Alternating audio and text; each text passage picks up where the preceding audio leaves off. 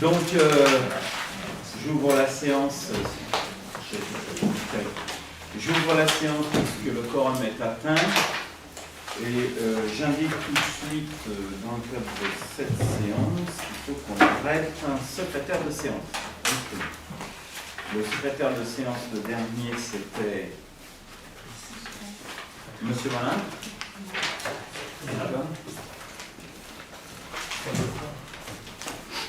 Donc le prochain. C'est bien. Monsieur Moutawadia. Ah ben avec plaisir, il n'y a pas de problème. Donc, qui est contre? Est-ce qu'il y a une abstention? Très bien, donc élu à l'unanimité, Monsieur Moutawadia, secrétaire de séance. Nous avons ce soir un pouvoir, le pouvoir de Sylvie Adam, qui donc m'a été remis, elle est malade. Donc elle ne sera pas présente, bien qu'elle souhaitait ce soir. Voilà. Donc le point ici, on en mettra au dossier. En ce qui concerne... Pardon, pardon, excuse-moi, j'ai oublié de le dire, elle m'a donné le pouvoir. En ce qui concerne Monsieur Leroux va arriver un peu en retard, parce qu'il travaillait ce soir. Il reprendra la séance en arrivant. En ce qui concerne les feuilles d'émargement, donc les feuilles d'émargement, vous les avez, vous les faites circuler et vous me la faites rentrer quand vous avez terminé. Voilà. Donc nous avons un certain nombre de points à l'ordre du jour, 16 exactement, avec évidemment l'approbation du dernier compte rendu du conseil municipal du 24 octobre, que vous avez tous eu, qui a été, dont M. Malingre était secrétaire de séance, qui a transmis un certain nombre d'éléments à Jennifer. Je sais que c'est Sophie aussi qui en a transmis un certain nombre de modificatifs avec quelques. On l'a vu mercredi. Est-ce qu'il y a depuis mercredi des avis à exprimer sur le compte rendu qui a été modifié, évidemment, avec les annotations qui nous ont été remises? Y a-t-il des avis contraires, des abstentions? Donc, c'est adopté à l'unanimité. Merci.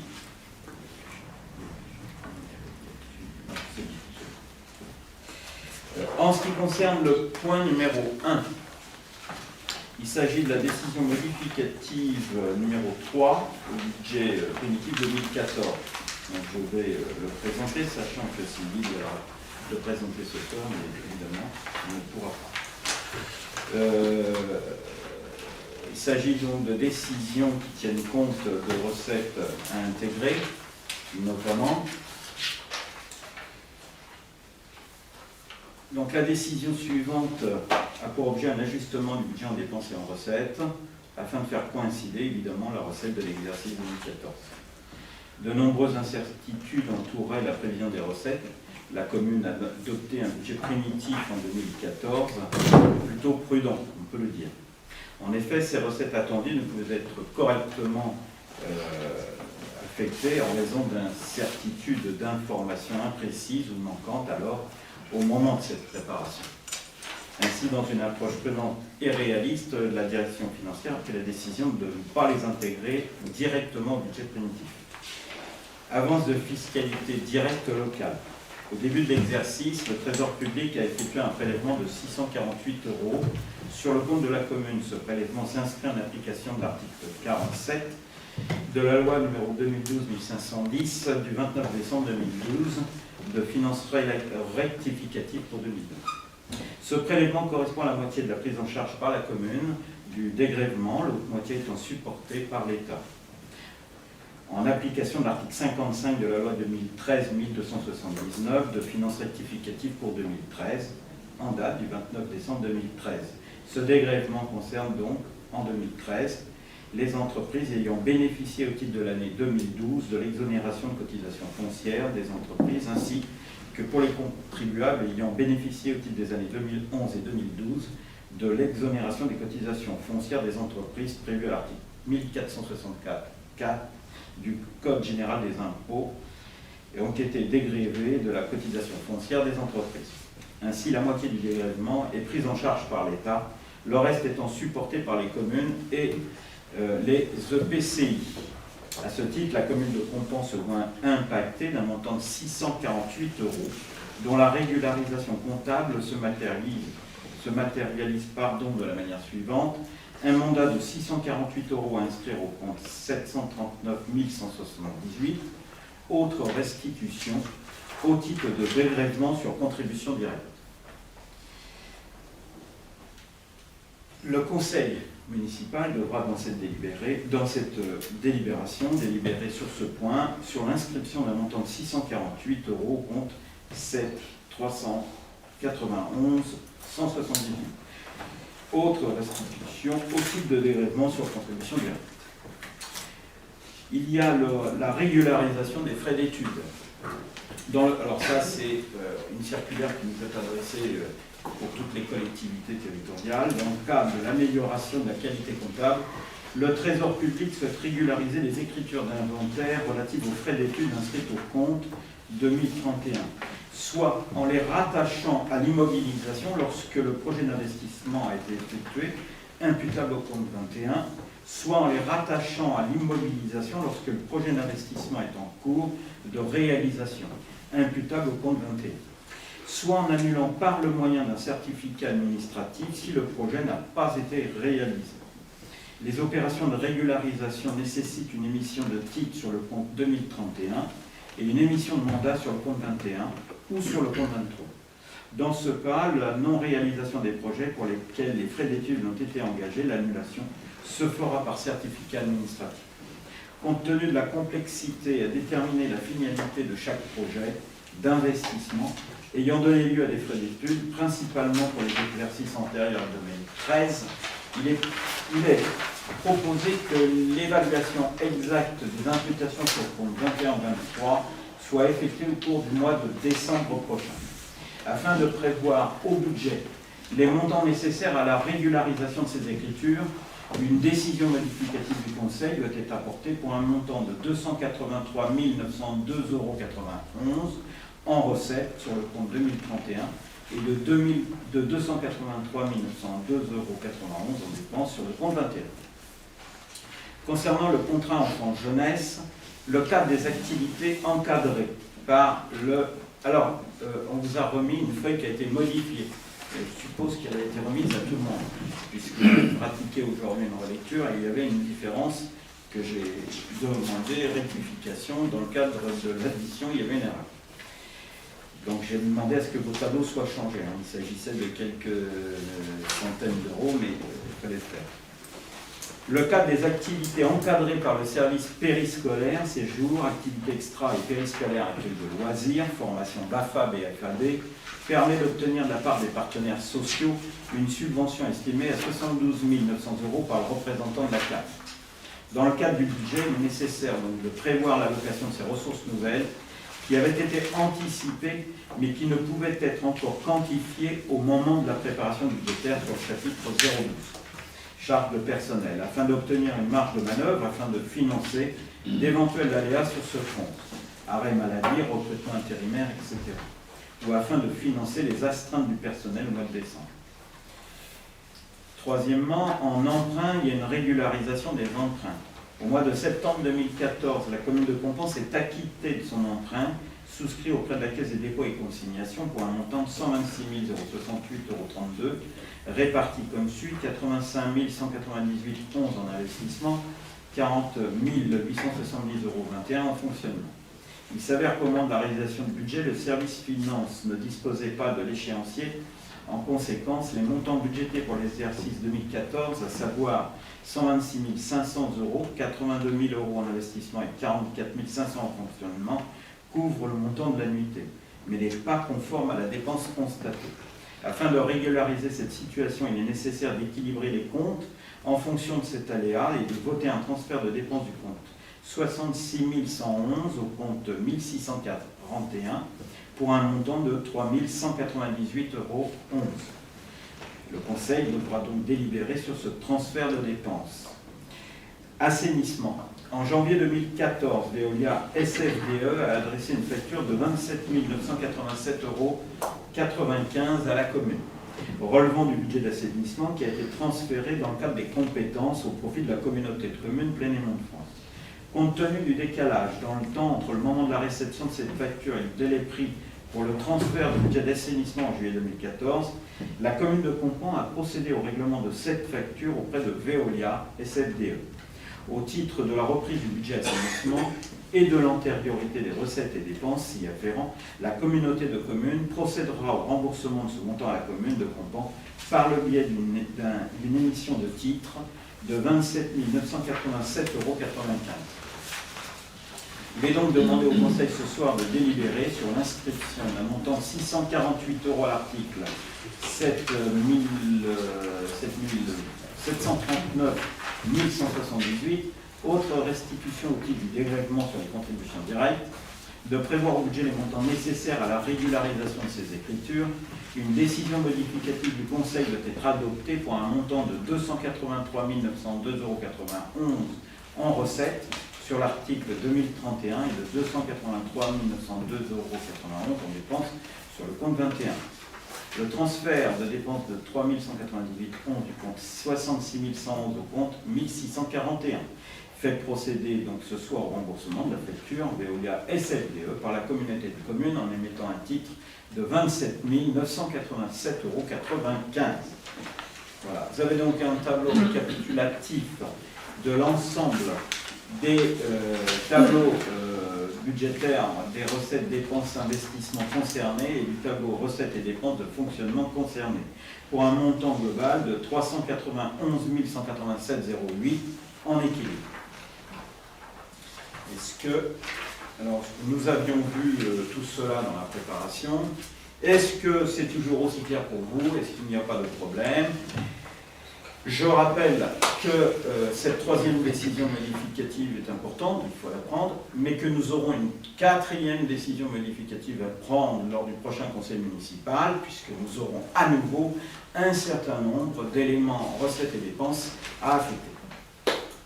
Voilà. En ce qui concerne la communauté de communes, je vous rappelle, nous avons d'ailleurs une réunion lundi prochain, une CLET, sur les questions touchant à la préparation budgétaire, et notamment nous reprenons les discussions en cours sur les éléments financiers rapprochés sur le compte 2014 de ce qui a été indûment perçu par la communauté de communes, et notamment en ce qui concerne les ordures ménagères. Voilà. Est-ce que tout est clair? Tant mieux, ce n'est pas toujours très clair. Est-ce qu'il y a des avis contraires à cette délibération? Est-ce que quelqu'un s'abstient? Donc c'est adopté à l'unanimité. Merci. Question numéro 2, ou point numéro 2, sauf que ce n'est pas question, c'est point numéro 2. C'est plus une question ce soir. Admission en non-valeur. Nous avons une demande d'admission en non-valeur qui nous a été donc demandée de présenter ce soir au conseil municipal par la trésorière principale. Il s'agit donc d'un mandat imputé à l'article 654.1 en perte sur créance irrécouvrable à l'appui d'une liste transmise. Il s'agit donc d'un individu qui n'est plus là d'ailleurs, et qui a une dette d'encours de 2005 de 1299,87. Donc la trésorerie nous demande de procéder à l'admission en non-valeur de son montant par l'émission d'un mandat sur le compte 654.1, perte sur créance irrécouvrable. Voilà, de manière à ne pas fausser évidemment l'équilibre du compte administratif. Et je vous rappelle, les créances font partie des recettes quand on est sûr de pouvoir les recouvrer, sinon nous faussons les comptes. Voilà. Or, cette créance de 2005 ne sera en vrai jamais remboursée. Donc, je vous propose de procéder à cette mise en non-valeur de 1299,87 €. Qui est contre? S'abstient, c'est adopté à l'unanimité. Nous aurons d'autres décisions de ce type à faire pour décembre, après avoir rencontré la trésorière principale, puisque nous sommes en train de préparer l'année 2015, et notamment essayer d'épurer tout ce qui traîne et qui aujourd'hui sont des créances irrécouvrables, de manière y compris à pouvoir situer les créances qui, elles, peuvent être recouvertes. L'objectif étant, et je vais préparer un écrit dans ce sens, de donner la main à la trésorerie pour pouvoir poursuivre les créances aujourd'hui, les créances actuelles. Voilà. Les créances n'en sont plus douteuses. Les créances sont plus douteuses, celles-là. Voilà. Donc j'ai fait voter le point 2, il n'y a pas de problème. Hein. On est d'accord. Point numéro 3, retrait de la délibération du 14 mai 2014, point numéro 8, portant le lancement d'une procédure de délégation de service public pour la construction et l'exploitation d'une crèche. Je te passe la parole. Alors, il s'agit du retrait de la délibération numéro 2014 de mai, numéro 8 du 14 mai 2014, portant le lancement d'une procédure de délégation de service public pour la construction et l'exploitation d'une crèche. Par courrier en date du 16 octobre 2014, le contrôle de légalité a demandé à la commune de Compan de procéder au retrait de la délibération numéro 2014, mai numéro 8 du 14 mai 2014, portant lancement d'une procédure de délégation du service public pour la construction et l'exploitation d'une crèche. En effet, la commune a intégré au 1er janvier 2014 la communauté de communes Plains et Monts de France, qui, dans ses statuts à l'article 7.3, a récupéré l'intégralité de la compétence petite enfance. C'est donc à eux de gérer ces questions. Et il est donc demandé au conseil municipal d'approuver le retrait de la délibération que nous avions prise. On en a parlé, mais est-ce qu'il y a d'autres questions à ce propos? Alors, moi, avant, je voudrais revenir sur un point. Une précision. Je rappelle donc sur cette question, nous avions travaillé, tout était prêt, nous avions rencontré un certain nombre de partenaires pour pouvoir conduire un dossier de qualité. Malheureusement, au 1er janvier, nous avons perdu la main. Les premiers échanges avec le président Rigaud conditionnaient en fait la compétence à travers la mise en place d'une crèche municipale en régie. Au premier abord, quand on avait discuté en 2013 sur notre intention de mettre en place cette crèche, qui était une crèche avec une particularité mixte avec le monde de l'entreprise, et dans le cas d'une délégation de service, il nous avait été indiqué qu'il ne prendrait pas d'avis, ne rendrait pas d'avis et qu'il n'empêcherait pas la mise en place de cette crèche. Par la suite, ils ont été, y compris de leur côté, embêtés avec la trésorerie de leur côté, puisque ce n'est pas la même trésorerie, et embêtés avec le contrôle de légalité, qui leur a dit qu'en gros, y compris dans le cadre de réalisation privée publique, la compétence relevait de la communauté de communes et nous ne nous autorisait pas à pouvoir lancer un projet. Ce qui, à mes yeux, est très embêtant, très désagréable, d'autant que nous avions prévu le lancement de cette crèche et que tout pouvait se mettre en place dans les meilleures conditions dès 2016. Et nous avons donc réinterpellé la préfecture là-dessus n'a pas voulu remettre en cause évidemment ce qu'elle avait indiqué précédemment. Donc il nous appartient de la reprendre. Je rappelle qu'aujourd'hui, nous avons donc relancé les débats avec la communauté de communes, que sur ce sujet, nous avons demandé que soit intégré le projet de la crèche à Compan, y compris en proposant que ce projet devienne un projet communautaire et qu'il puisse, y compris, répondre à l'accueil de la petite enfance, bien sûr sur la commune de Compan, mais y compris auprès des communes de proximité, puisque nous faisons face à une déficience grave de l'accueil de la petite enfance, tant nationalement que sur notre propre territoire. Donc c'est dans ce sens que nous avons adressé un courrier à la communauté de communes, hein, qui a été enrichie à travers le questionnaire que nous avions rempli et les éléments de notre projet initial. Et dans ce cadre-là, j'ai rencontré le vice-président Peinturier pour réfléchir avec lui comment intégrer ce projet aux autres projets qui courent sur l'accueil de la petite enfance, puisqu'il n'y a pas que Compon qui a un projet. Et nous avons convenu que dans le cadre des prochaines discussions budgétaires, nous aurions une discussion sur l'intégration d'un projet communautaire sur la commune de Compon. Voilà. Et c'est une des raisons pour laquelle je rappelle que le projet était sur un terrain municipal, hein, puisqu'il borde l'école de Compon, donc ce terrain nous appartient, et il n'est pas sur des tuyaux de gaz. En ce qui concerne ce projet, nous avons l'intention de, donc l'ensemble des communes qui ont des projets doivent réfléchir à la dimension du projet avec la communauté pour remettre les terrains, pour que la communauté soit acteur du projet lui-même, donc nous avec la communauté. Mais je rappelle qu'en même temps, sur ce territoire, il est prévu de réaliser un bâtiment d'accueil du centre de loisirs, c'est ça? C'est ça. Bon. Donc, il nous appartiendra de réfléchir, nous allons travailler dessus, sur la parcellisation de ce terrain, de manière à ne pas perdre de temps sur la réalisation du centre de loisirs. Donc ça va faire partie des travaux 2015. Voilà.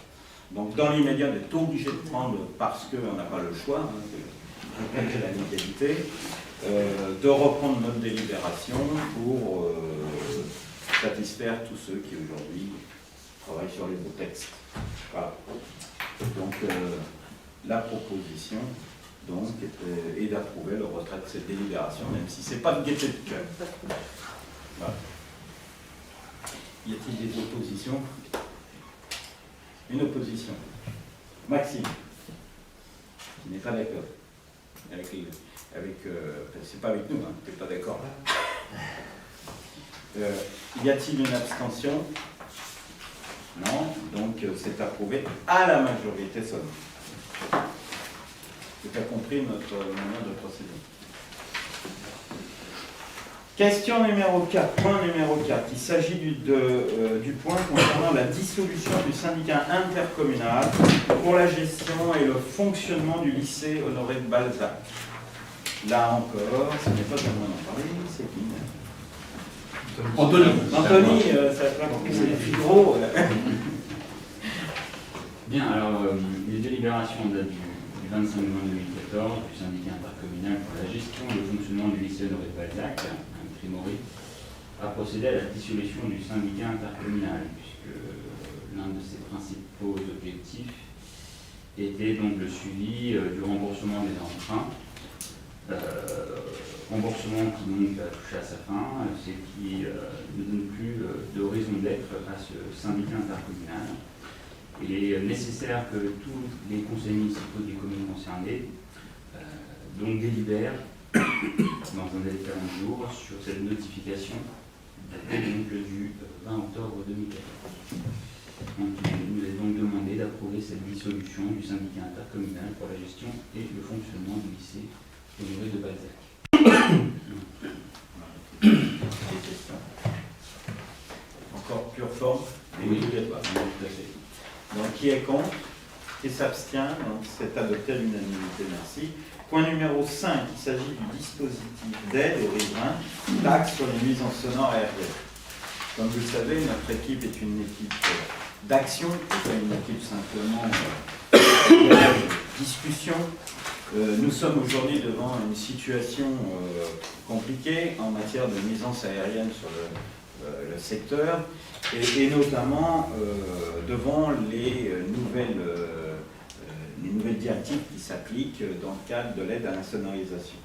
Il y a une bataille qui est menée sur l'ensemble des communes, notamment proches des aéroports de Paris et surtout de Roissy, pour faire bouger les lignes, puisqu'aujourd'hui, tout bonnement, on est en train de revenir à une situation antérieure qui verra retourner à 80% de la prise en charge ce qui existait avant, même si c'était un peu en dessous d'ailleurs, ça a été un peu en dessous avant. Alors que depuis 2 ans, nous étions, c'est bien 2 ans maintenant, nous étions à 100%. D'ailleurs, c'est une des raisons pour lesquelles, lors de l'ancienne mandature, nous avions mené bataille pour obtenir que l'ensemble du village de Compon soit bien intégré dans le cadre du plan de gène sonore C, et reconnu pour les lignes qui avaient bougé lors de sa mise en place, hein, vous savez, lors des constructions des nouvelles pistes. Ce qui a permis notamment à beaucoup de riverains, et notamment sur le lotissement La Fontaine, mais il n'y a pas eu que, de pouvoir déposer des dossiers et procéder à des travaux pris en charge à 100% par l'aéroport. Là aujourd'hui, on est en train de revenir en arrière. Vous connaissez la situation de crise économique depuis quelques années, et aujourd'hui on est en train de faire des économies tous azimuts dans tous les boulevards. C'est encore ici qu'on va faire des économies, hein, sur les dépenses consacrées. Donc il est proposé, dans le cadre d'une action commune, de mener cette bataille pour pouvoir faire bouger les lignes et surtout pérenniser la situation qui avait été créée par l'aide à 100% au 31 décembre. Donc 2014, non, ça c'est la demande de pérennisation. Donc je vous lis le texte. Par courrier en date du 17 octobre 2014, le député maire Jean-Pierre Blasi a souhaité attirer l'attention de la commune sur la situation préoccupante du dispositif d'aide aux riverains des aéroports parisiens qui permet l'insonorisation des logements inclus dans les plans de gène sonore prévus par la loi royale numéro 92-1444 du 31 décembre 92 relative à la lutte contre le bruit. Le fonds d'aide est alimenté par la taxe sur les nuisances aériennes à laquelle sont assujetties les compagnies aériennes. Aujourd'hui, 2 mesures négatives prises en 2013 produisent leur plein effet. La baisse des tarifs de la TNSA, décidée en mars par arrêté ministériel pour Paris CDG, Paris-Orly, Nice-Côte d'Azur, l'article 65 de la loi 2013-1278 du 29 décembre 2013 des finances pour 2014 a introduit la TNSA au nombre des taxes affectées plafonnées. Le plafond des recettes de la TNSA a été fixé à 49 millions d'euros par an.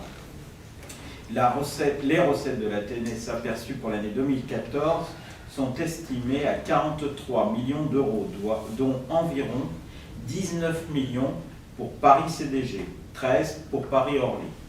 Cette baisse observée du produit de la taxe est due d'une part à l'évolution du trafic, le nombre des mouvements d'avions est en baisse du fait de l'augmentation de l'emport moyen. D'autre part, la baisse des tarifs TNSA a été motivée par la mise en place du plan de compétitivité des transports aériens. C'est une remise en question du principe pollueur-payeur. Cela conduit au blocage du dispositif en Île-de-France autour de Paris-Charles de Gaulle et de Paris-Orly. En effet, les commissions consultatives d'aide aux riverains de Paris-CDG et Paris-Orly, je rappelle qu'avant les communes y étaient directement concernées, qu'aujourd'hui c'est la communauté de communes qui y siège, chargées d'instruire les demandes d'aide à l'insonorisation, ne sont pas réunies en 2014. Les dossiers présentés lors de la dernière CCAR de décembre 2013 n'ont toujours pas été notifiés. 11 millions d'euros en attente de notification. Il faut ajouter à cela 20 millions d'euros déjà conventionnés pour l'engagement des travaux de plus de 40 millions d'euros d'engagement prêts à être présentés en CCAR et un peu moins de 3000 dossiers reçus en attente de diagnostic acoustique. Les délais d'attente sont désormais estimés à 2 ou 3 ans pour les riverains de Paris-CDG contre une moyenne de 10 mois auparavant. Devant ces difficultés, M. Blasi a sollicité Mme la ministre de l'Écologie afin qu'elle reçoive dans les meilleurs délais une délégation d'élus et d'associations de riverains. Afin de peser sur les choix des pouvoirs publics, la mobilisation de tous les élus concernés est nécessaire. Le conseil municipal de Gonesse a lui-même délibéré le 16 octobre 2014. Donc, je vous propose de délibérer ce soir de manière à participer à cette bataille sur cette question essentielle pour la vie des gens. Donc, de rappeler à travers notre délibération la nécessité de revenir au tarif antérieur de la TNSA en vigueur en 2013, c'est-à-dire de réviser les groupes tarifaires et les fourchettes de ces groupes, Article 1609, alors là c'est un truc que vous ne connaissez pas, quatervicier A du CG, tels qu'ils avaient été définis dans l'arrêté de 2007, de demander la suppression de l'écrêtement de la TNSA dans le cadre du prochain projet de loi de finances 2015, de demander à défaut le relèvement du plafond de la TNSA à hauteur de 60 millions d'euros par an, ce qui correspond au niveau des recettes en 2010, de demander la pérennisation de l'aide à 100% au-delà du 31 décembre 2014, de proposer à titre de mesure exceptionnelle la mise à contribution volontaire d'Aéroports de Paris, qui pourrait prendre à sa charge les frais de gestion de 6 à 7% prélevés sur les recettes de la TNSA qui représentaient 5,5 millions d'euros en 2013. Y a-t-il des avis? Avez-vous des choses à dire? Bon, moi j'ai un truc à dire quand même, parce que c'est vrai qu'ils ont baissé les machins, ils réduisent à 80%, mais à mon avis, il va falloir mener quand même un combat, parce que les avions de nuit, entre 11h30 et minuit, tous les derniers vols avant le départ, avant de la fermeture de l'aéroport, donc quand l'aéroport n'est jamais fermé, parce qu'on les entend à 3h, 4h, 5h du matin. Les premiers vols, ils arrivent où ils décollent à 5h du matin. Les nuisances seront en permanence. Et puis, à mon avis, peu importe FedEx ou pas FedEx, c'est qu'il y a des gens en dessous, même s'ils payent, lui, il n'a rien à foutre FedEx. Mais ils payent des taxes, des charges qui sont retenues du fait que les avions décollent de nuit, à des heures qui ne sont pas normales. Mais les gens qui sont en dessous, on leur retient encore une partie de ce que les réduit. Je trouve ça pas normal. Donc, à mon avis, toutes les communes alentours, il faut remener le combat contre ces nuisances qui sont un petit peu, et qui respectent un petit peu. Normalement, l'aéroport est fermé, soi-disant, entre minuit et 6h du matin. Mais il n'est jamais fermé, puisqu'il y a autant de vols, je dirais presque, de nuit que de jour en ce moment. Il n'est pas fermé pour les vols de transport. Oui, mais bon, transit de fret et tout, mais bon, quand ils décollent à 2h, 3h, 4h, 5h du matin, c'est toutes les heures. Et les gens qui sont en dessous, on est en bout de piste quand même. D'ailleurs, il n'est pas fermé, contrairement à Orly, qui normalement lui est fermé. La prochaine loi, pour la salle de sport. Et il n'est pas encore fermé. Ça, c'est une parenthèse que je voulais. Non, mais tu as raison, de toute façon, personne ne va te contredire. Tout le monde est d'accord avec toi.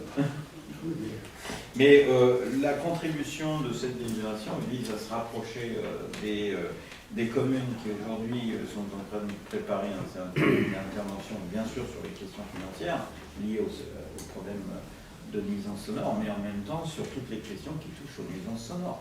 On a un développement des nuisances sonores en ce moment, tout le monde le sait.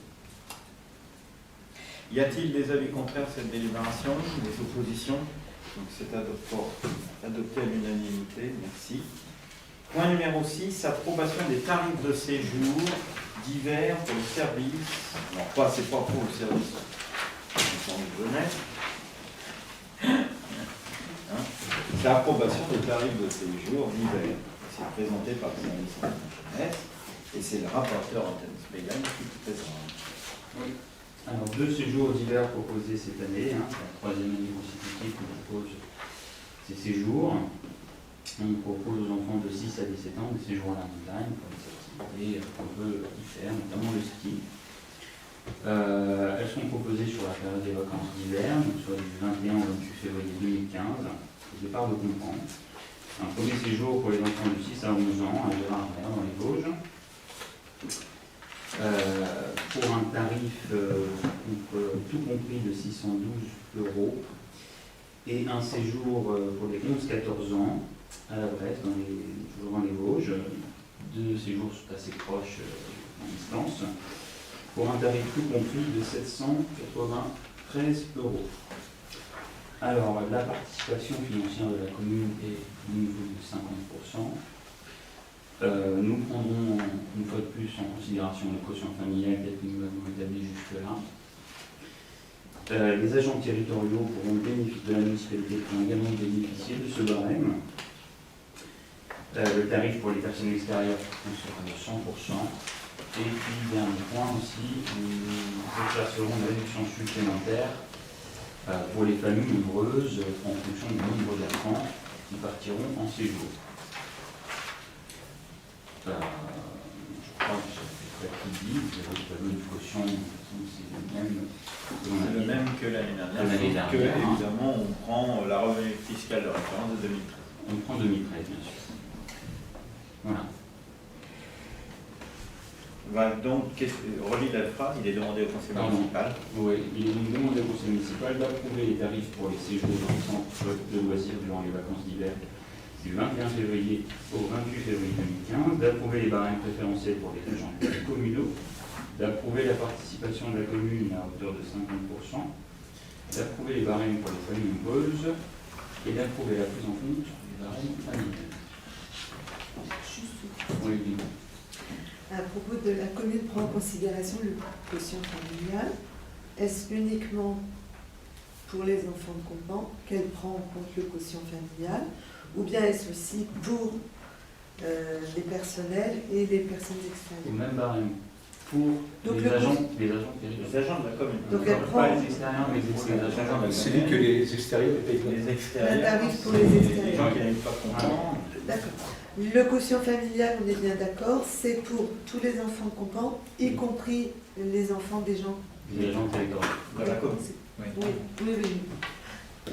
Ok, merci. Ce que je voudrais dire sur cette question, de toute façon maintenant vous allez voir, je vais revenir souvent lourdement sur un certain nombre de questions. Et dans la déclaration des vœux que nous ferons cette année, ça sera certainement l'axe essentiel de mon intervention. Nous allons devoir faire des économies de gestion très importantes en 2015. Nous allons devoir faire des efforts d'économie importants en matière notamment de dépenses. Notre service marché-achat est dessus et il a une feuille de route sur cette question. Mon intention est de faire des économies pour 2015 à hauteur de 170 000 euros. De la même manière, nous allons revoir un certain nombre d'éléments concernant les recettes à attendre en 2015. Nous reverrons donc un certain nombre de sujets ensemble, dans le cadre de la préparation budgétaire, et notamment en ce qui concerne les quotients familiaux. Et la mise en place de quotients familiaux de manière beaucoup plus large que simplement pour les séjours en France lors des séjours juniors. Voilà. Donc aujourd'hui, ce tableau est le même que celui de l'année dernière. Pour ma part, nous reverrons les tranches, puisqu'il va falloir revoir ces tranches. Et de la même manière, nous reverrons l'alignement des quotients familiaux sur un ensemble de prestations qui aujourd'hui ne sont pas assis sur le quotient familial. Voilà. C'est tout ce que je voulais dire, j'en profite.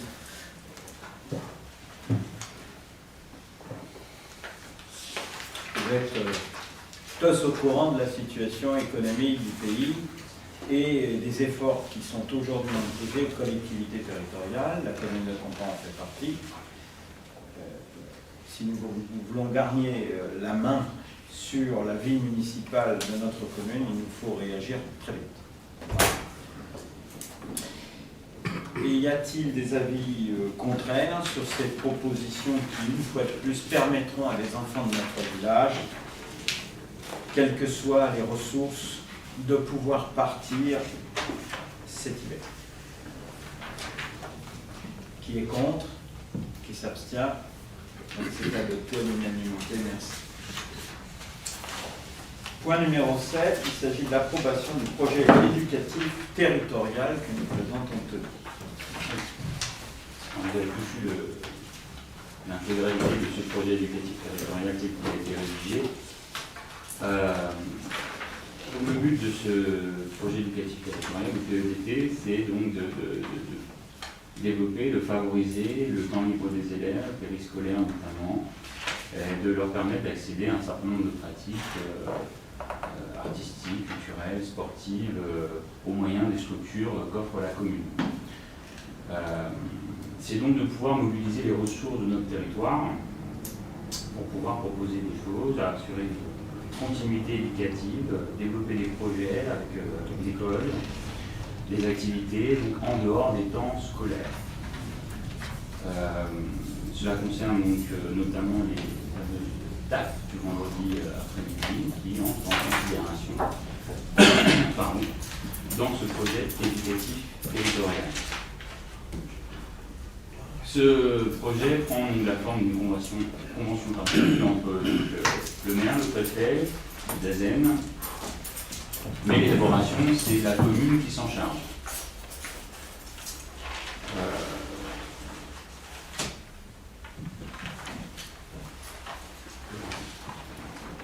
Je précise que, oui, excusez-moi, je vous dis ça également. Le PEDP est validé aussi par les services de l'État qui s'assurent que nos modalités d'organisation sont retenues pour l'accueil des enfants, donc garantissent la sécurité, la qualité éducative, évidemment, qui leur est proposée dans les activités périscolaires.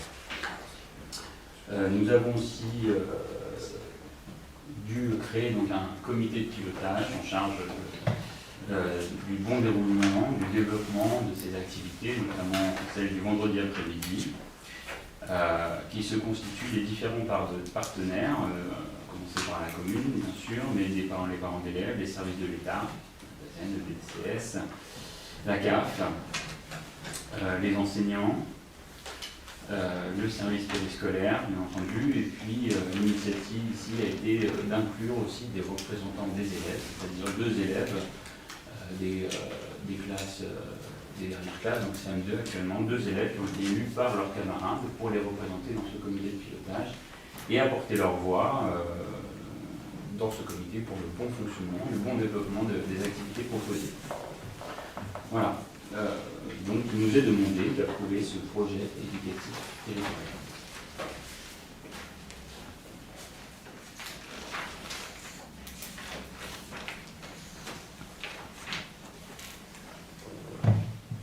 Les questions sur ce projet éducatif qui aujourd'hui fonctionne, on peut le dire, dans les mêmes conditions.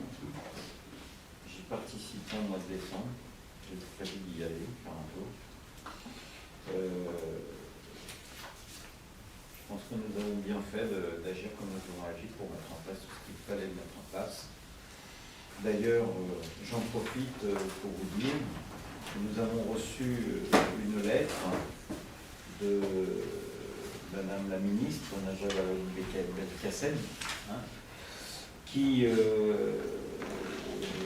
nous a dit qu'elle a eu à maintes reprises l'occasion de constater l'énergie que vous avez déployée pour la mise en œuvre de la réforme des rythmes éducatifs, maintenant effective sur l'ensemble de votre territoire.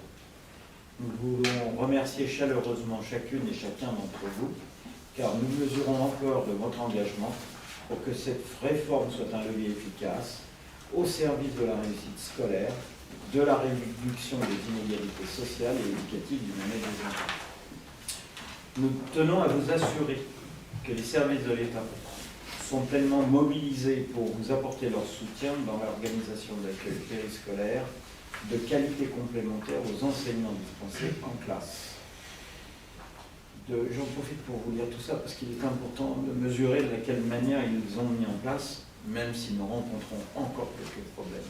Depuis le mois d'octobre, le premier tiers des aides dispensées par le Fonds d'amorçage pour la réforme des rythmes scolaires pour l'année scolaire 2014-2015 est en cours de liquidation. Fin octobre, plus de 16 000 communes ont déjà été destinataires de crédits de ce fonds qui représentera un montant total de près de 400 millions d'euros. Voilà, ce qu'on peut dire, c'est qu'elle espère que les versements interviennent plus tôt, nous aussi. Nous attendons nos versements, je rappelle. Heureusement que la commune avait des moyens qu'elle pouvait mettre en œuvre pour pouvoir accompagner cette réforme, parce que pour l'instant, nous n'avons rien perçu. Qu'on soit clair.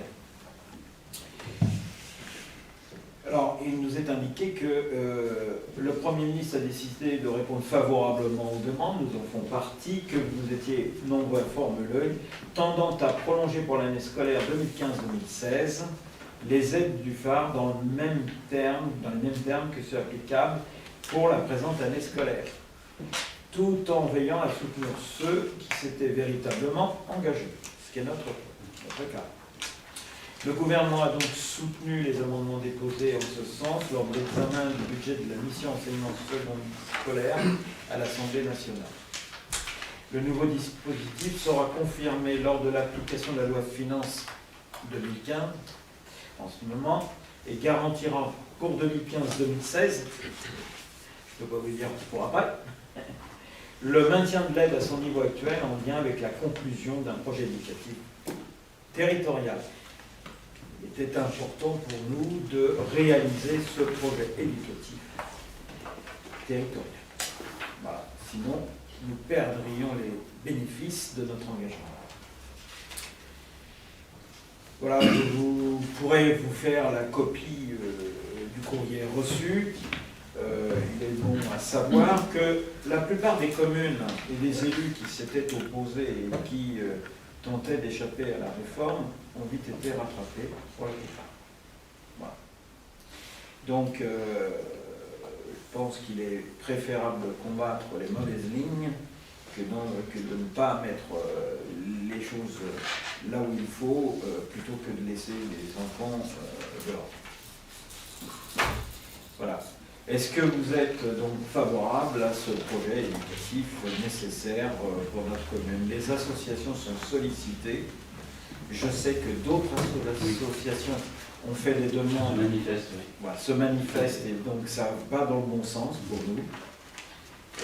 Pour la petite histoire, une fois que nous percevrons ces indemnités tant attendues, c'est une réforme des rythmes scolaires, indépendamment des investissements, qui ne nous aura pour l'instant pas coûté beaucoup. Voilà. Tant mieux. Y a-t-il des... Oui, mais enfin, Madame la ministre, elle envoie bien des courriers, mais elle ferait bien aussi de répondre rapidement à toutes les sollicitations par les demandes qui ont été faites concernant les subventions qui sont encore peut-être dans les oubliettes. Non, ils ne sont pas dans les oubliettes, là. Ils sont inscrits, d'ailleurs, c'est une... Non, mais elles sont inscrites et tout, mais pour l'instant... On va être versés.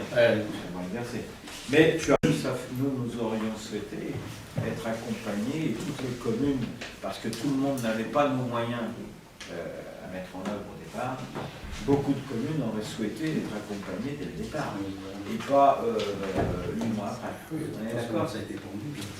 Voilà. Et nous n'avons aucune assurance de pérennisation pour 2017, puisque là on parle bien de 2015-2016. Après, quid? Voilà. Y a-t-il des avis contraires? Tu veux dire un mot? Non, juste sur cette question, puisque l'information est tombée du Premier ministre hier après-midi, il y a donc une reconduction du montant des 50 € prévus par enfant sur cette question. Et il y aura une augmentation de 40 € supplémentaires pour les communes ayant en difficulté. Qui n'est pas notre. Ce qui n'était pas, bon, on veut quand même, bon, le petit geste est quand même apprécié. Oui, c'est mieux que rien. On est d'accord. Voilà, en tout cas, la situation, et les parents le comprennent, sont plutôt... je rappelle que la décision de notre équipe municipale, qui était une très bonne proposition que nous avions formulée pendant la campagne électorale, et que nous avons donc confirmée peu de temps après notre élection, c'est de réaliser cette étape sans que les parents soient amenés à débourser quelque chose. Voilà, je veux dire, c'est encore une décision que nous avons prise et que nous avons respectée dans notre engagement municipal, et je me félicite que nous l'ayons fait, même avec ces inconnus qui restent encore problématiques. Il faut savoir que dans certaines villes, les familles payent les frais des tempêtes. Il y a même des communes qui demandent 10 € par personne par jour. Mais pour rien vous cacher, C'est pour ça qu'on a du succès. régulièrement, je suis obligé de décliner des inscriptions qui me sont demandées parce que je ne peux pas ouvrir la porte. Si je le fais, la porte étant une fois ouverte, il faudra prendre beaucoup de monde. Et nous ne pouvons pas, malheureusement, régler le problème de société qui est posé. et le problème financier qui est posé aux collectivités. Voilà. Et je sais qu'il y a beaucoup de gens qui sont en situation grave avec cette question d'accueil. C'est vrai pour le centre de loisirs que nous avons mis en place en septembre. Les demandes extérieures, pour différentes raisons, sont nombreuses. Voilà. Donc, au moins, notre conduite à nous, c'est de préserver les intérêts de notre population, malgré tout. Ce n'est pas être égoïste, hein, qu'on soit clair. Si demain l'État élargit la compétence sur cette question, il est clair que cela ne relèvera plus de la commune de Compont, mais de la compétence communautaire. On sera dans un autre cadre. Voilà. Donc, sur ce projet, y a-t-il des avis contraires? Des abstentions? Non? Donc, c'est adopté à l'unanimité. Merci. Nous avons noté que M. Leroux était arrivé à 20h45 et qu'il a donc pu prendre connaissance de ce point et voter au point numéro 7. Point numéro 8, il s'agit d'une question de grande importance, je ne sais pas si on ne va pas la remonter.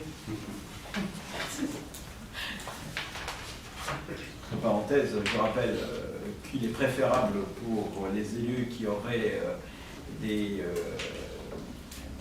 familles qui travaillent au sein de la commune de ne pas voter, de ne pas participer au vote. Il s'agit pour nous de faire, comme on le fait chaque année, de prendre... alors c'est bien que je le dis aux autres et j'oublie de le faire pour moi-même et après je le paye lourdement. Je rappelle que pour les chèques, alors chèques, je ne sais pas si on appelle ça, les bons d'achat pour Noël, l'année dernière nous avions fait une délibération qui avait réévalué de 120 à 130 € le bon d'achat. J'ai fait ressortir les délits parce que je voulais remettre ceux. Donc je vous propose cette année de reconduire la délibération pour cette année afin que le conseil et son maire offrent à chaque agent municipal en poste depuis plus de 6 mois, évidemment, au sein de la commune, un bon d'achat d'une valeur de 130 € pour les fêtes de fin d'année. Donc il vous est demandé d'approuver le montant de ces bons d'achat d'une valeur de 130 €. Y a-t-il des avis contre? Non, mais vous ne participez pas. Y a-t-il des avis contre? Jean-Pierre Berlet, toujours contre. Y a-t-il une abstention? Qui? Non, personne n'a d'abstention. Alors, ne participe pas au vote, dites-moi déjà pour qu'on le note. Donc, M. Spégagne, M. Malingre. Mais c'est tout, toi tu n'as plus à le faire. Donc, hormis M. Malingre et M. Spégagne, les autres votent favorablement à cette proposition. La femme intervient bénévolement. Voilà, donc elle est dans un autre cas. Voilà. À lire un petit rapport en justice pour prise illégale d'intérêt. Donc, c'est adopté à la majorité. Point numéro 9.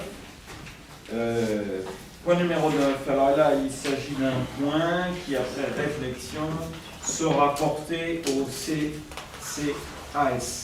Donc je vous propose je vous propose pas de reporter ce point, il sera porté au CCAS. C'est la compétence du CCAS. Voilà. Donc le point numéro 9 est retiré.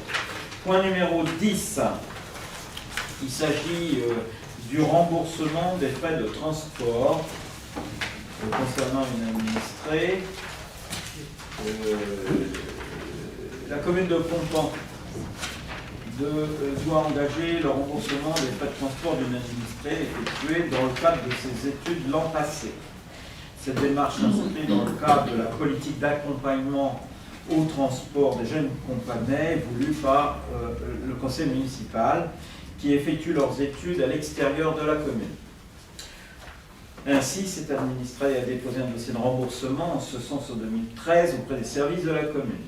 Conformément aux précédentes délibérations prises par la commune, donc conformément aux précédentes délibérations prises par la commune. Cependant, au cours du traitement de ce dossier, le Trésor public a rejeté la demande de paiement effectuée par le service finance en raison de l'absence d'une pièce justificative manquante sur l'ensemble du mandat. Pour répondre sans tarder au principe d'équité envers les administrés, une délibération du conseil municipal est nécessaire afin d'effectuer le remboursement des frais de transport après conseil auprès de la trésorerie pour l'ensemble de la demande, excepté celui pour lequel manque ce justificatif, qui n'avait pas été transmis à ce jour au Trésor public. Le montant à rembourser s'élèvera donc à hauteur de 80% de la somme de 372,30 €, soit 297,84 €. Y a-t-il des avis contraires? Abstention? Non. C'est adopté à l'unanimité. Merci. Point numéro 11. Validation du prix des entrées du Festival de Conflans. Il s'agit pour nous de valider les propositions qui avaient été mises et qui ont amené à ce que, pour la billetterie qui commencera mardi prochain, nous validions le prix des billets. Je passe la parole à...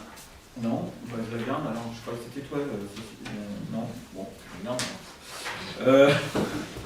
Sinon je te la donnais. Hein. Le Festival de Conflans. Non, mais comme tu œuvres beaucoup sur cette question en matière de communication, notamment, se déroulera cette année les 10, 11 et 12 avril 2015. D'ailleurs, je te donnerai la parole tout à l'heure par rapport aux demandes budgétaires qui sont en cours.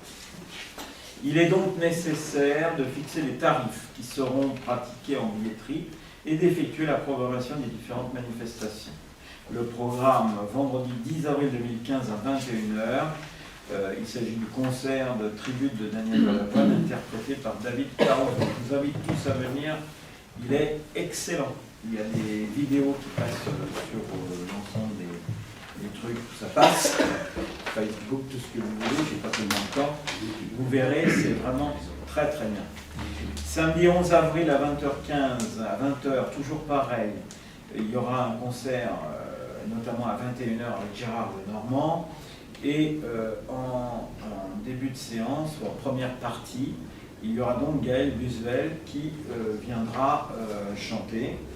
Là encore, vous ne connaissez pas Gaël Busvel, je peux vous dire que c'est quelqu'un qui, comme Corsom et d'autres, qui sont en train de percer, va percer dans les périodes qui viennent. Et demain, nous ne pourrons plus l'inviter au concert à Coupan. Donc il vaut mieux venir la voir maintenant, parce que dans 3 ans, ça sera trop tard, le cachet sera beaucoup trop élevé. Et le dimanche 12 avril à 15h30 se produira donc l'orchestre Écorce avec Sylvain Leclerc qui le conduit depuis 2 ans et qui est vraiment excellent. Je vous le dis pour ceux qui ont pu assister l'année dernière au concert classique.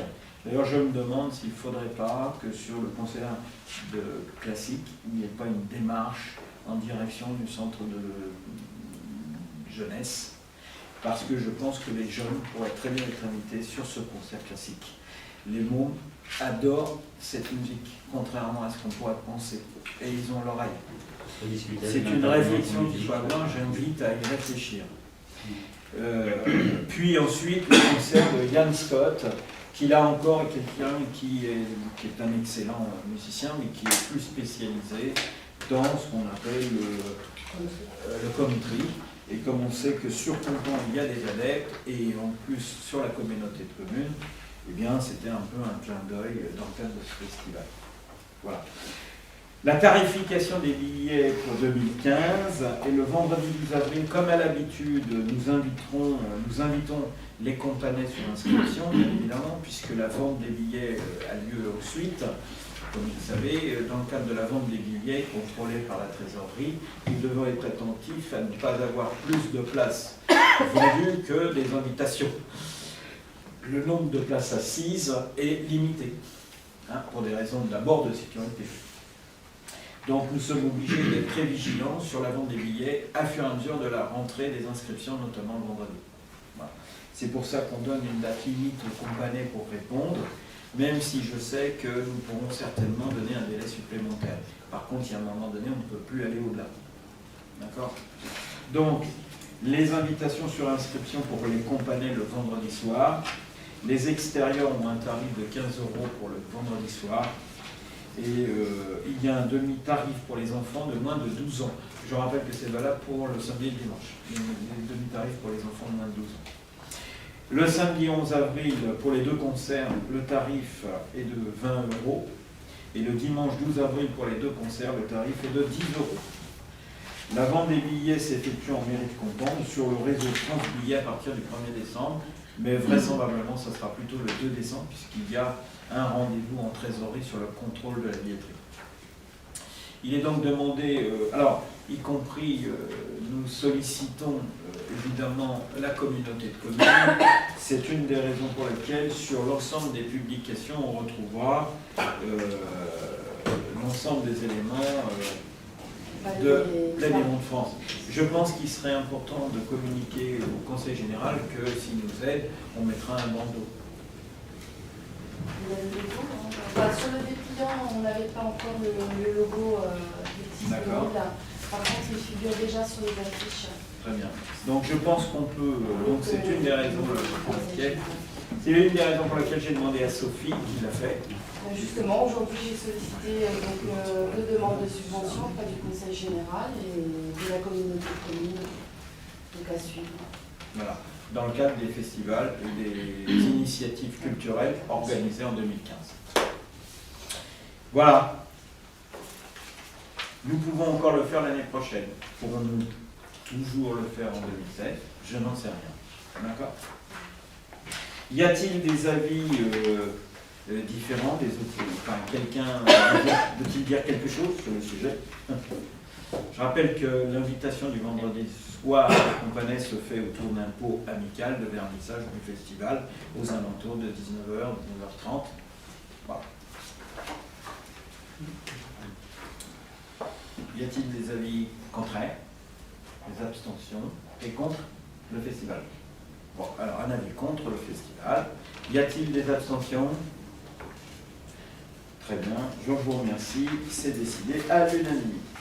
Ah là, question point numéro 12, versement des subventions aux associations.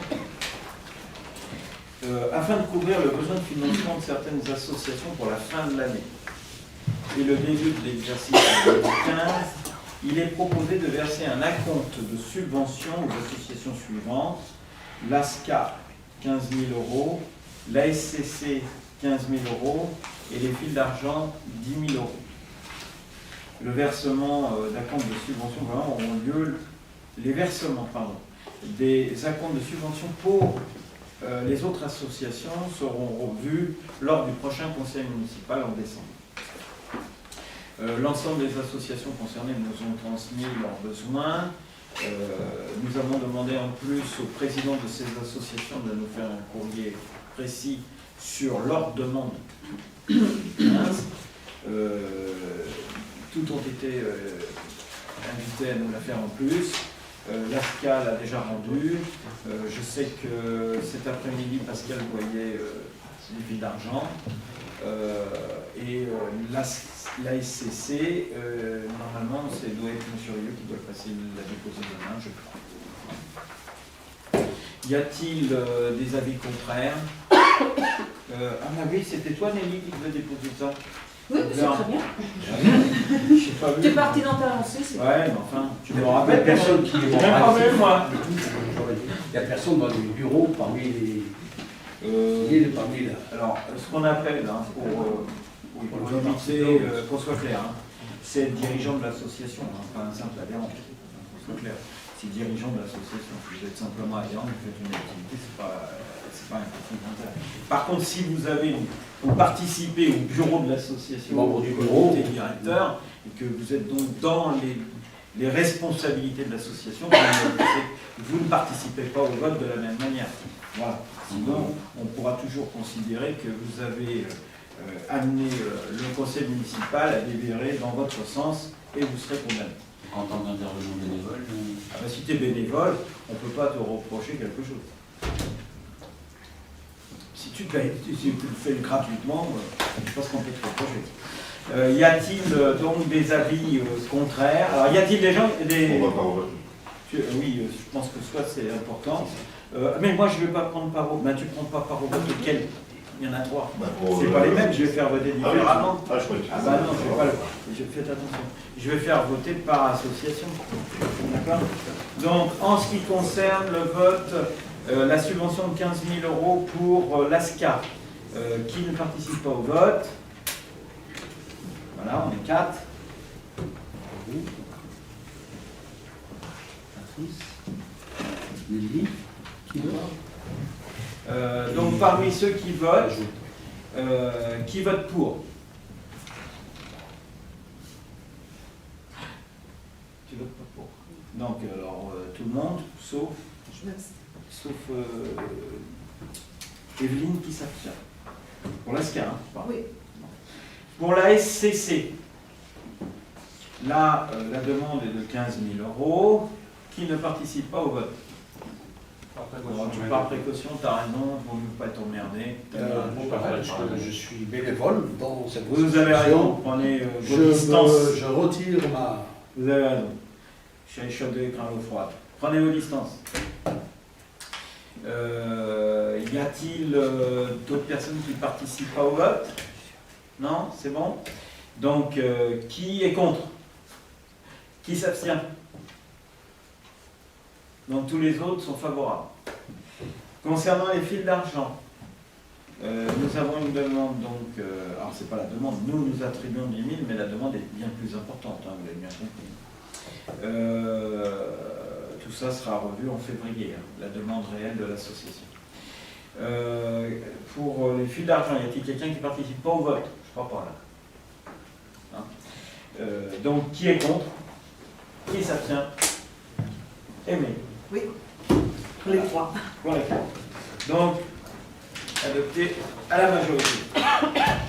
Le point numéro 13 concerne là, les 3 points que j'avais fait rajouter. Ah non, excusez-moi. Jean-Pierre, c'est à toi en plus. Tu vas m'engueuler. Oh non. Alors la question numéro 15. Alors ça porte sur l'approbation de la convention entre l'État et la commune de Compan pour le raccordement de la sirène étatique au système d'alarme et informatique des populations. Cette demande est arrivée au mois de juin 2013 de la préfecture. Au milieu du mois de juin 2013, donc la société Eiffage est venue sur site avec le responsable de la préfecture pour faire procéder au décès de la sirène, ce qui a posé, paraît-il, des problèmes gênants à la population. Mais nous n'étions pour rien, nous étions en présence avec M. Malingre, la demande de mise en service de cette sirène. Alors, pourquoi cette demande? Eh bien, tout simplement pour pouvoir changer la sirène qui est obsolète à l'heure actuelle, et nous devons nous raccorder automatiquement à la nouvelle sirène qui va être prise en charge en totalité par l'État. Nous allons payer uniquement que nous le raccordement électrique qui arrive depuis le poste du haut et qui a déjà été fait en fin 2013. Voilà, donc il est demandé au conseil municipal de donner le pouvoir à monsieur le maire à signer cette convention entre l'État et la municipalité. Et donc ça, pareil. De toute façon, on n'a pas le choix. Malheureusement, non. Et heureusement, hein, parce qu'elle est vraiment... Ouais, je sais. Donc, d'autant qu'il va y avoir un essai bientôt. C'est pas spécifique à la conférence, c'est pour les 36 000 km. Oui, je crois qu'il va y avoir un essai bientôt, là, au mois de décembre, là, c'est ça. Donc, sur cette proposition, qui est contre? Qui s'abstient? C'est adopté à l'unanimité. Voilà. Point numéro 14, vous verrez, c'est comme le point numéro 15 et le point numéro 16. Il s'agit des 3 points que j'avais fait rapprocher la dernière fois lors du dernier conseil municipal. J'ai pris contact avec le contrôle de légalité pour m'assurer qu'il n'y avait pas de problème sur la remise, je dirais, sur table de ces 3 points.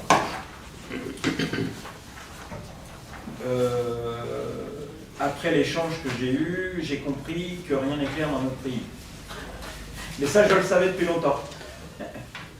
Donc, parce que vous avez je reçois, comme vous tous certainement, d'ailleurs, des courriers des maires de France, notamment de son président, qui insistait dans un courrier envoyé à tous les élus sur le fait que de rajouter des points en séance n'était pas un problème juridique qui pouvait être posé. Et j'ai eu d'autres retours qui me disaient la même chose. Et puis après avoir eu un échange avec le contrôle de légalité confirmait que c'était une pratique courante et constante, mais qu'il y avait des jurisprudences contraires. Ah, je lui dis, les jurisprudences contraires, alors on fait quoi? Donc c'est pas possible. Alors il m'a dit, si, vous pouvez, la plupart d'ailleurs tout le monde le fait, mais suffit que quelqu'un porte un recours et vous pourriez être en difficulté sur votre délibération. Donc, comme nous savons que dans notre commune, c'est une chasse quotidienne, j'ai donc proposé de reprendre ces délibérations et de les mettre à l'ordre du jour aujourd'hui. Voilà. Donc, c'est la raison pour laquelle vous les retrouvez en point de séance et en reprise de la délibération qui vous a été précédemment proposée lors du conseil municipal du 24 octobre 2014, puisque je souhaite que l'ensemble de nos délibérations soient évidemment inattaquables au moins sur la procédure. Voilà. Le reste, c'est autre chose.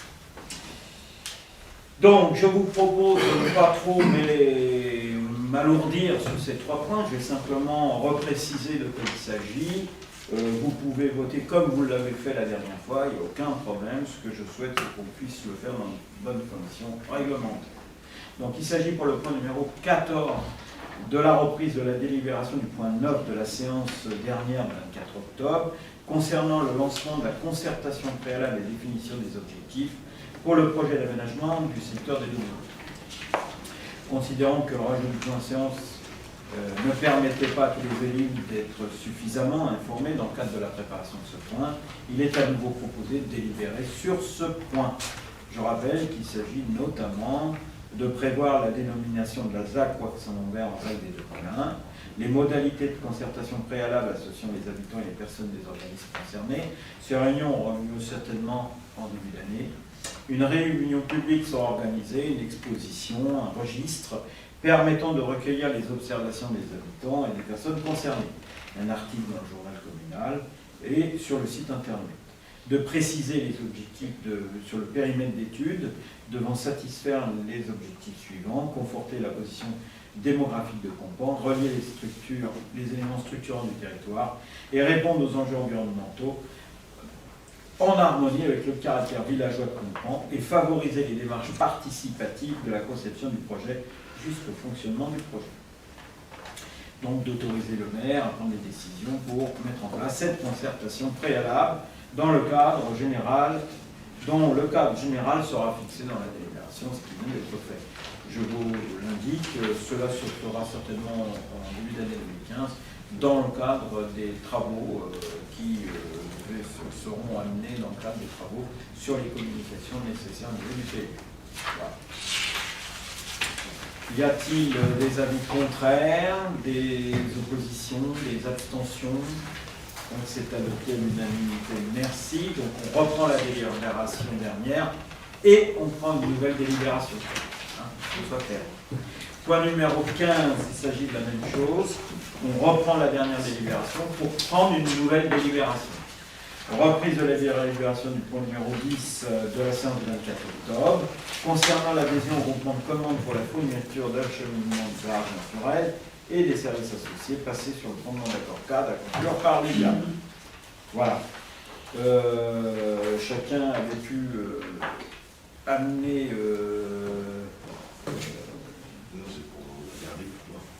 je l'ai,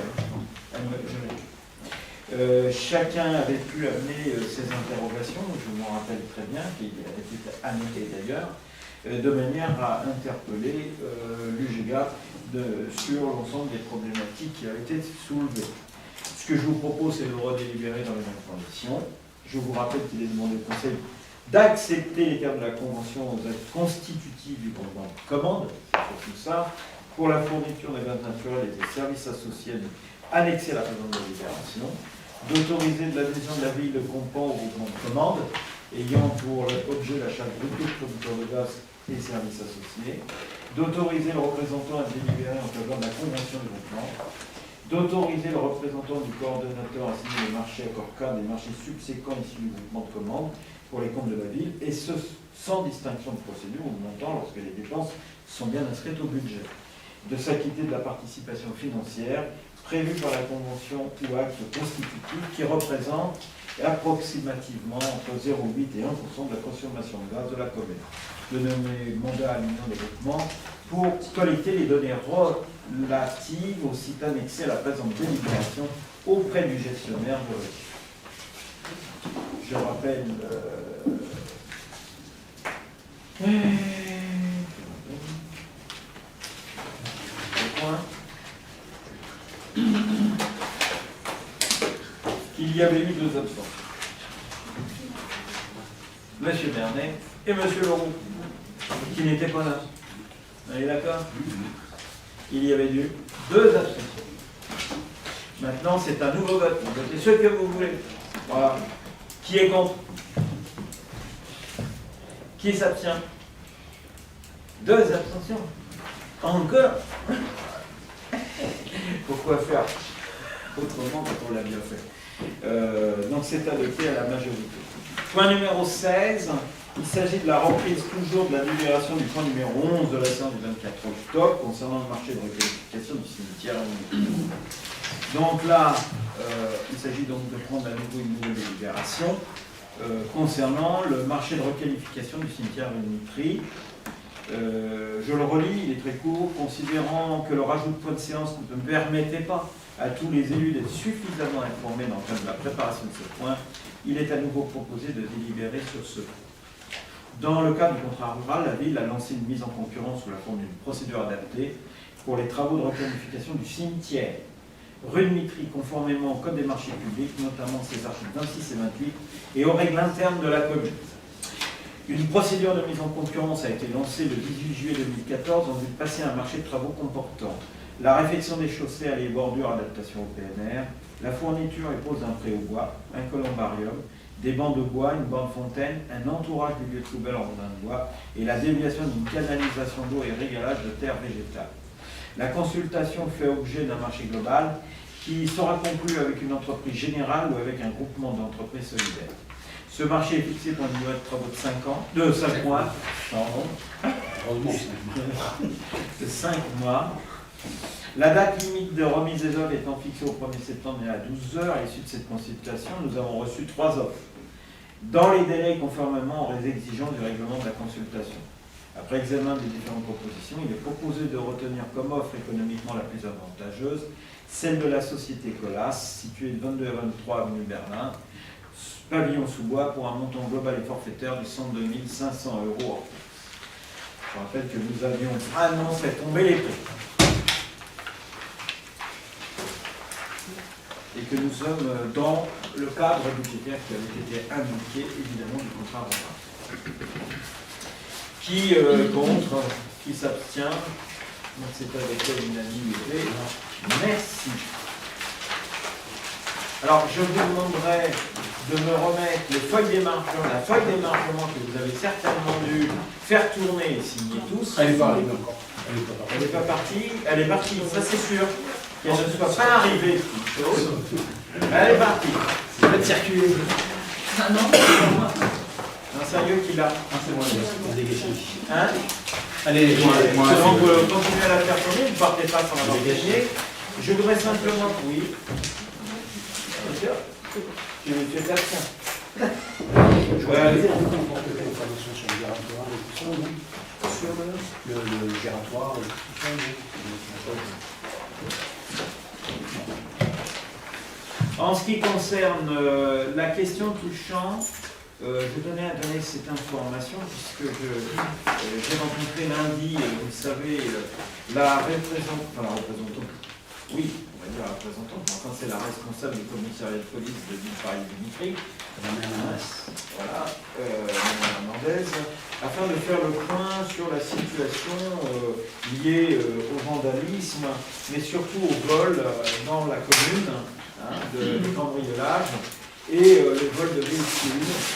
Je voudrais simplement vous indiquer que depuis le 1er janvier au 31 octobre de cette année, nous avons eu pour l'instant 7 cambriolages qui ont été enregistrés. Et nous avons en vol de véhicules sur la commune, y compris zone industrielle comprise, la commune de Pompan, c'est pas que le petit village, c'est l'ensemble des zones industrielles de la commune. C'est pour ça que nous avons tant de personnel ici, sinon nous en aurions beaucoup moins. C'est aujourd'hui 5 vols de véhicules. Voilà. Et les vols à la roulotte, alors tout ça évidemment ce sont des vols enregistrés après déclaration. Les vols à la roulotte, il y en a 2 actuellement enregistrés depuis le début de l'année. Voilà la situation. Je dirais simplement que nous sommes en légère progression. En légère progression, mais très légère, hein. C'est pas l'explosion ici, heureusement. Nous sommes dans une tendance au-dessus de la tendance nationale pour les vols de cambriolage. Mais comme beaucoup en Seine-et-Marne, voilà, malheureusement. Voilà ce qu'on peut dire. Nous sommes actuellement, je dirais, pas surveillés.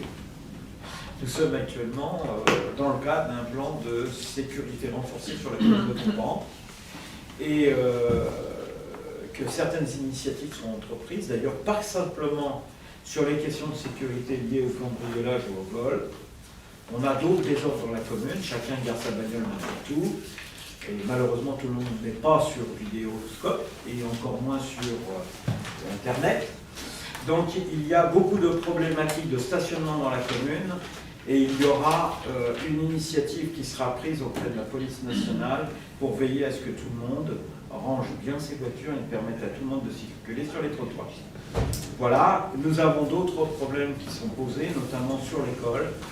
Nous avons rencontré Madame Le Mercier, l'inspectrice d'académie cet après-midi, pour faire le point avec les gens concernés par rapport aux problèmes posés sur l'école. L'ensemble des informations sont transmises, évidemment. C'était aussi l'objet de ma rencontre avec Madame Hernandez lundi sur les problématiques rencontrées à l'école. Et en même temps sont transmises à l'éducation nationale par l'intermédiaire de l'inspection académique.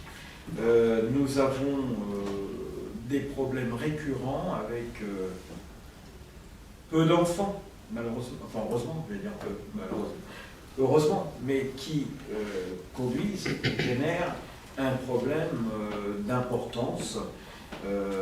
Génère, y compris une insécurisation, une insécurité, on va dire, du corps enseignant et pas tellement sur le personnel communal, en tout cas j'ai pas trop de remontées, c'est plutôt du personnel enseignant qui aujourd'hui, Madame la directrice est là, sa remplaçante directe aussi en congé maladie, il y a beaucoup d'attentes, y compris de réactions de l'éducation nationale. Nous avons mis en œuvre un certain nombre de choses. Il est très difficile pour nous d'aller au-delà parce que malheureusement, nous n'avons pas tout le pouvoir, nous n'avons pas tous les pouvoirs, vous le savez bien. Et il faudrait accompagner certainement les familles, certaines familles autrement que comme elles le sont aujourd'hui, je le pense. Et ça nécessiterait des moyens financiers engagés au niveau de la société qui ne sont pas prévus aujourd'hui. Voilà, donc tout est entrepris en tout cas pour essayer de sécuriser davantage, sachant que nous n'avons pas possibilité d'intervenir sur les questions familiales, ce n'est pas non plus malheureusement, notre pouvoir. Mais tous ceux qui peuvent le faire sont aujourd'hui alertés et concernés pour leur permettre de pouvoir intervenir. Voilà. Alors évidemment, nous serons très vigilants pour pouvoir réagir à tout problème qui pourrait intervenir. C'est en tout cas sur quoi nous sommes engagés. Enfin, en revenant pour les délits de défraction, de vol et tout ça, la roulotte, il y a eu l'entreprise qui est en train de réaliser les travaux. Ils ont laissé le temps d'aller déjeuner le midi, il y a eu un feu tricolore en fonction. Quand ils sont arrivés, malheureusement, il y en a un qui ne fonctionnait plus. Donc ça a mis un petit peu la sécurité en cause, parce qu'il y a des malfrats qui sont passés, ils ont piqué les batteries qu'il y avait à l'intérieur. C'est marqué. Ça fait partie. Son côté, la c'est le tronçonneuse, deuxième que j'ai. la tronçonneuse qui l'a appliqué aussi. Alors, en plein jour. évidemment, n'apparaît pas sur cette. C'est dommage. N'apparaît pas sur ce constat qui a été adressé toutes les plaintes. Par exemple, la mienne, qui, puisque dès lundi, quand je suis allé, c'était pour porter plainte contre la dégradation de mon véhicule, puisque vous savez tous que mon véhicule a été dégradé, la porte, l'aile et le capot. J'ai donc fait faire des photos et je suis allé porter plainte, comme chacun qui dame, comme on dit, suite malheureusement à cette dégradation sauvage. Donc je ne saurais jamais qui a produit cet acte vengeur. Voilà, c'est comme ça. D'autant plus qu'on m'a mis PD sur ma porte et que je vous assure que ce n'est pas vrai. Merci le président. Et tout ce président. Je voulais simplement signaler que les illuminations de Noël vont s'enclencher vendredi 5 décembre et que j'ai devancé la loi qui est applicable à partir du 1er janvier 2015, la coupure systématique de tout ce qui n'est pas obligatoire. Donc les illuminations vont se couper le soir à minuit pour se enclencher automatiquement à 5h30. Voilà. Très bien. Voilà. Très bien. Ce que j'avais demandé, c'est très bien. Nous avons pour 2015 de gros travaux dans ce domaine. Très bien. On a anticipé cette année. Mais on y reviendra, ça va faire partie de notre travail d'Hercule du début d'année 2017. Est-ce que vous avez finito une question? Voilà. Je vous propose, si vous n'en avez pas, on aura d'autres réunions de travail sur les différents sujets qui touchent notamment aux travaux de voirie qui sont bien abordés dans la commune et qui aujourd'hui sont en train d'avancer à grands pas. Oui. Pas belle. Il reste des travaux encore, oui. Il y a la rue Vitry qui va être la réfection de la rue Vitry. Donc le trottoir il va être fait avec des potelets. Toute la rue Saint-Lambert, des potelets vont être posés tout le long. À Tadomont, il y a eu des petits jardiniers qui ont été posés. Il y en a un autre qui va être posé juste à l'angle entre la rue de Glatigny et avec l'intersection de la rue Saint-Lambert. Ils vont attaquer ça la semaine prochaine. Il y a 2 ralentisseurs qui vont être posés, rue La Fontaine et rue de la Grandvoie. Il y a la réfection déjà du premier parking pour leur permettre aux gens un petit peu de stationner. Je suis bien heureux de voir qu'il y a des gens qui stationnent. On a fait une petite réflexion quand même assez importante pour que les véhicules puissent trouver un peu plus d'espace. La rue de Ferrière aussi va être éclairée, et puis comme ça les véhicules qui sont dans la rue pourront aller stationner là aussi. La rue de Ferrière, donc l'intersection, on a élargi un petit peu ce passage de roue, si vous voulez, par rapport aux véhicules qui arrivaient. Et juste en face, il y a la ligne jaune. Normalement, initialement, il était prévu qu'il y ait un autre jardin. Bon, je me suis un petit peu retiré là-dessus parce que je me posais un petit peu à ce truc-là. Il valait mieux d'abord faire un truc, d'abord à titre expérimental pour éviter que les véhicules ne stationnent à cet endroit-là, parce que les véhicules ne respectent pas la ligne jaune qui a été placée à cet endroit-là. Il y aura des plots qui vont être posés à cet endroit-là sur un retrait par rapport au trottoir de 30 cm. Si malheureusement ça pose des problèmes, bon, on essaiera de les retirer. Ce serait quand même plus pratique de retirer des plots que de retirer du béton une fois qu'on aura mis le trottoir. Voilà. Donc ce qu'on espère, c'est que les gens respectent cet endroit-là et puis qu'on essaie un petit peu d'avancer sur ce sujet. Il y a eu le virage aussi rue de Ferrières pour aller vers le stop qui a été fait parce que le trottoir a été complètement défoncé. Du fait que les rippers, quand ils passaient là-dessus, c'est-à-dire les éboueurs, ils passaient là-dessus, donc des fois ils roulaient dessus. Il suffit qu'un véhicule poids lourd arrivait, voulait prendre le virage, là il était complètement cassé et il y a des véhicules qui stationnaient à cet endroit. Voilà donc grosso modo les travaux. Et il est prévu aussi de faire donc les barrières qui sont prévues pour les chemins parce que vous savez il y a des dépôts sauvages toujours dans les... Attention, sur cette question, je souhaite qu'on réunisse les propriétaires, oui. agriculteurs. Je veux avoir un débat franc et ouvert sur ces questions. Enfin, je les ai déjà rencontrés sur lieu et tout, mais bon... Je veux les voir ici et s'engager sur certaines questions. Oui, bien sûr. Il n'y a pas de... Quand le moment sera venu par rapport à ça. Voilà donc, grosso modo, au niveau des travaux, il y a eu la réfection de la voirie là, sur la D9, bien sûr, tout le monde a, j'espère, l'a remarqué. Ça, c'était un truc qu'on avait demandé, même moi personnellement, à la RT de Villenoix au début du mois de juillet, donc M. Roland qui est arrivé, et puis il n'avait pas promis qu'il allait le faire au courant de l'année 2014. Les budgets de l'an permis nous a appelés, donc on a sauté sur l'occasion, puisque ça a été fait. Ils ont fait le tracé jusqu'à l'entrée du village, parce que ça leur appartient, cette partie-là, mais malheureusement, à l'entrée du village, enfin, depuis l'entrée du village jusqu'au carrefour, jusqu'au rond-point, à l'intersection Saint-Lambert, à côté du café, ça n'a pas été fait. Un devis a été fait par une entreprise spécialisée dans les signalisations, conseillé même d'ailleurs par le conseil général du fait qu'il travaille avec eux, et ainsi de suite, enfin avec l'RT de Villenoix. Donc le devis est vraiment très intéressant par rapport à ça, et donc les lignes, le tracé va être fait incessamment sous peu. Il y a juste à réétudier à fond bien sûr le devis qui a été fait par rapport aux nécessités, et puis voilà. Donc ce sera fait probablement avant la fin de l'année. Voilà. Parce qu'il y a des véhicules qui empruntent, en fin de compte, la voie qui est en face, qui ont sens interne. Donc ça va être vraiment tracé avec, bien sûr, le respect des intersections pour ceux qui vont à droite, ceux qui vont à gauche, ceux qui rentrent chez eux, ceux qui en sortent, pour que ça soit vraiment très clair pour tout le monde. Voilà. Très bien. Il y a d'autres choses, mais bon, concernant... On sait qu'on avance. Non, mais là, parce que j'ai vraiment des nouvelles à apporter. Quoi. Donc, concernant le giratoire, vous savez que le problème qui se pose là-bas, ce giratoire-là, donc c'est la DERIF qui est patron, qui est propriétaire de ce lieu, c'est la direction régionale des routes d'Île-de-France. On a eu un premier courrier qui a été fait, comme quoi ils acceptaient la suite de l'évacuation des Roms qui étaient sur place, et ainsi de suite, de prendre ça en charge et tout le nécessaire.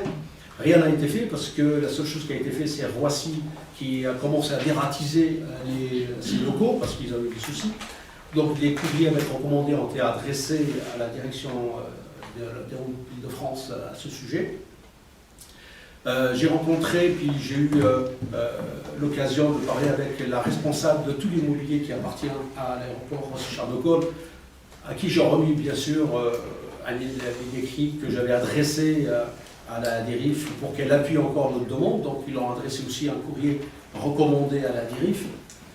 Et puis en bougeant un petit peu, donc en les harcelant un petit peu, j'ai eu la réponse de la part de la DERIF. Donc ils ont pris la charge déjà de venir avec un engin parce qu'ils ont démoli tout ce qui restait encore debout, puis ils ont écrasé, ils ont récupéré ce qui était dangereux. Donc ils ont récupéré ça. Et aux dernières nouvelles, vu que les budgets vont être bloqués à la fin de l'année, là malheureusement il n'y a plus rien, ils n'ont plus de budget rien du tout. Ils se sont engagés de faire le travaux et de rendre le lieu nickel, chrome, nettoyé, courant mars ou février, courant février-mars, en fonction des budgets qui leur seront attribués. Donc j'ai un courrier à ce sujet, s'il faut l'afficher, ben, on l'affichera. Pour apporter le... Tu me feras un double de ce courrier. Oui, mais le dossier, ben, je l'ai reçu cette semaine. Là, donc, alors je vais te dire pourquoi. Donc, voilà. Donc ils ont même précisé que cette partie-là sera vendue. C'est pour ça que je vais venir. Voilà. Nous sommes en discussion sur le rachat d'une grande zone de terrain sur ce secteur qui abrite, y compris qui abritait les Roms là, il n'y a pas si longtemps. Évidemment, le service, le préfet lui-même m'a envoyé un document sur un ensemble de parcelles concernées. J'ai indiqué au préfet que nous étions intéressés, mais que je souhaitais évidemment que dans le cadre du projet intégrera le projet PLU, je le rappelle, que ce terrain soit bien nettoyé par les services de l'État. Il me paraîtrait difficile d'acquérir une parcelle ou de Suisse. C'est no man's land, vous voyez ce que je veux dire. Il y en a pour environ 300 000 euros. Oui, c'est ce qu'ils m'ont annoncé. Vous voyez ce que je veux dire. C'est un bon marché. Donc, c'est un sujet que nous aborderons avec d'autres sujets d'acquisition. Ça fait partie des, à mon sens, besoins de la commune de continuer à parfaire ses acquisitions foncières. Je rappelle que ça participera pour le futur aux possibilités pour la commune de se doter de moyens financiers pour ses propres investissements. Enfin, j'ai une précision quand même. J'ai bien précisé au service de la direction des routes d'Île-de-France qu'il était hors de question, parce qu'on va y veiller à ça, qu'il creuse pour enfouir ce qu'il y a dessus. Il est évident. De toute façon, Non, mais bon, je ils l'ont pense déjà fait par endroit, hein. avec toutes les personnes que nous avons qui veillent au territoire de la commune, je pense qu'il y aura du monde qui veillera à ça. Je l'espère bien. Je suis sûr. Et je l'espère de tout cœur. Moi, ça déplace. Parce que là, ça va être encore un dépotoir. Je disais après, j'ai laissé un message, je n'ai pas eu de retour aujourd'hui, pas plus tard. Non, mais de toute façon, je pense qu'il y a des engagements qui sont pris par les services de l'État sur les éliminations obligatoires. Ils ne peuvent pas, ils sont obligés de trier les déchets. Ah ben là, oui. Parce que dans ces déchets, nous avons des déchets amiantés, nous avons des déchets dangereux, Non, mais surtout qui avec peuvent accumuler du gaz, exploser. Il y a toute une organisation. surtout les dépôts sauvages qu'il y a, des il y déchets. a un traitement à faire. Donc, non, ils ne vont pas l'enfouir ici, il manquerait plus que ça. Non, mais je pense quand même qu'il fallait leur faire la réflexion qu'on sera derrière pour voir s'ils vont pas enfouir à moitié. Et puis, Mais il y aura du monde qui seront derrière, parce que tout le monde veille à se comprendre. Hein, oui. pour un état de propreté. Et voilà, c'est important. J'ai plus rien à vous dire, sauf que si, quand même important, Jean-Pierre, il va vous le dire, il a besoin d'un petit coup de main demain matin vers 10h, 10h15, jusqu'à 11h, 11h15, 11h30. Hein, on a besoin d'un petit coup de main sur certaines questions liées à la préparation demain soir. Tout est installé, mais il y a quelques petites choses à faire encore. Concernant la soirée organisée en direction des bénévoles. Donc je rappelle, tout le monde est invité à partir de 19h30, je crois. Ah, c'est ça, Jean-Pierre.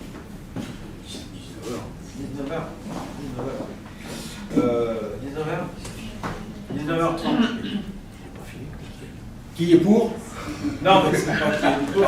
Ce que je veux dire, c'est que vous savez, les gens qui mouillent la chemise toute l'année pour qu'accompagnent les gens aient des vraies activités culturelles, sportives et sociales fortes, qui permettent aux gens de participer pleinement. Voilà. Donc tous ces gens-là sont invités une fois dans l'année à participer à quelque chose qui leur est consacré. Il y a des gens qui se consacrent aux autres.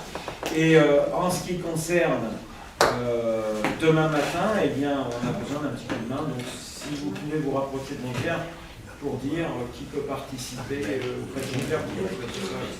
Voilà, on va avoir une heure demain matin. J'ai fini. Avant de lever la séance. Une maison mieux, dans le cas.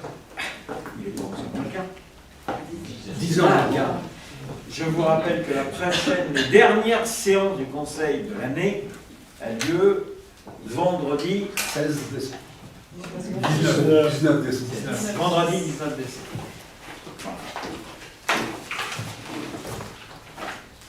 Voilà, c'est bon. Je vous remercie. Ça clôture. Je clôture la séance.